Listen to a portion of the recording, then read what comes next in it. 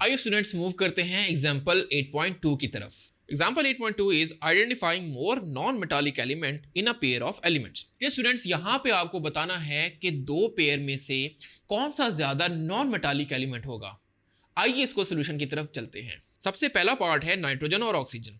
Dear students, अगर मैं periodic table को देखूं तो पीरियोडिक टेबल में अगर हम पीरियड 2 की बात करें, पीरियड नंबर 2 में, तो उसमें एलिमेंट्स आते हैं लिथियम, लिथियम के बाद आता है beryllium, then boron, then carbon, then nitrogen, then oxygen, then fluorine.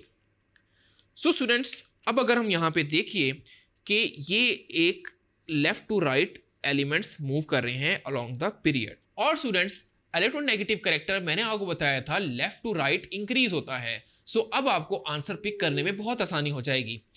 हम देखिए, हमने बताना है नाइट्रोजन और ऑक्सीजन में से, तो ये आपके आ गए नाइट्रोजन और ऑक्सीजन।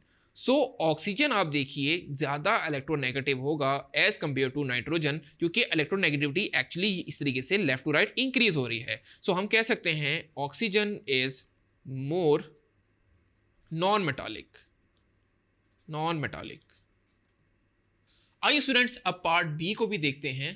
पार्ट बी में आपको बताना है फ्लोरीन और क्लोरीन में से। तो अगर मैं बात करूं ग्रुप नंबर 7 की, ग्रुप नंबर 7 की, 7A, तो उसमें कुछ एलिमेंट्स आते हैं जिसमें फ्लोरीन, क्लोरीन, ब्रोमीन और आयोडीन। डियर स्टूडेंट्स, जैसे left to right electronegativity character increase होता है, वैसे top to bottom electronegative character decrease होता है अलोंग द ग्रुप्स। तो अब आपको आंसर पिक करने में बहुत आसानी हो जाएगी। यानी फ्लोरीन और क्लोरीन की अगर हम बात करें तो हम कह सकते हैं कि इलेक्ट्रोनेगेटिव ज़्यादा फ्लोरीन होगा as compare to chlorine, because groups में इलेक्ट्रोनेगेटिविटी कैरेक्टर डिक्रीज हो रहा है। यानी fluorine is more electronegative than chlorine, then bromine and then iodine. तो हम यहाँ पे लिखेंगे fluorine is more non metallic, क्योंकि जो जितना ज़्यादा इलेक्ट्रोनेगेटिव वो उतना ज़्यादा नॉन मेटालिक।